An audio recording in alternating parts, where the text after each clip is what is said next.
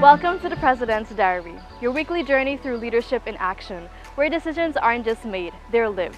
Join us as we follow President Dr. Mohamed Irfaan Ali in a week filled with strategy, service, and pride. This week began in Enore on the east coast of Demerara, where President Ali spoke at the 77th anniversary of the Enore Martyrs. The ceremony honored the memory of Rambaran, Puran, Lalabaji, Surajbali, and Hari, the 5 sugar workers who were killed in a protest on June 16, 1948, after demanding better wages and union representation.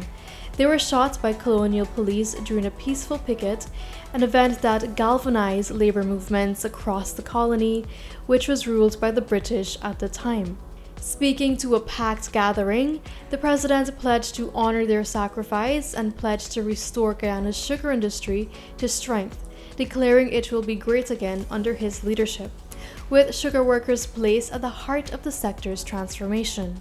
Mechanization is being rolled out, not to replace people, but to support operations in the face of labor shortages. And let me be very clear, we have already said to the union, we want to sit down with you and discuss how the workers can be owners of this mechanization process. How we can make the workload lighter for the workers. How we can make the condition of work better by allowing the workers to be owners in the plantation and to be part of the revival and ownership of sugar in Guyana. President Ali met with Harvard professor Joseph B. Fuller, who was in Guyana for a special lecture on labor, hosted by the American Chamber of Commerce in Guyana. Professor Fuller, who specializes in labor management and the development of labor markets in advancing countries, was accompanied by AmChan's Vice President, Shan Nokto. On Thursday, President Ali met with a group of young Guyanese professionals at State House. The professionals, drawn from various sectors, have been working together through a project management, quality control and health, safety, security and environment HSSE company called Coach Inc. Discussions focus on the company, its role, and business and development opportunities in Guyana.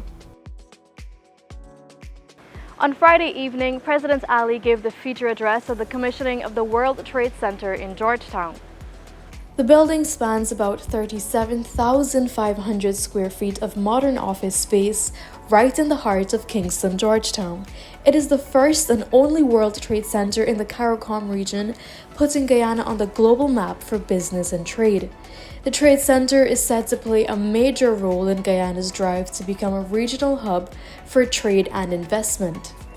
Today's ceremony, as I said, is significant because now we have an enabling institution in the World Trade Center that would help us to leverage our capital here, that will help us to leverage new capital in the market. But more importantly, that would help us to network at a more rapid pace. That's a wrap on this edition of President's Diary. Join us again next week as we continue to follow the footsteps of leadership.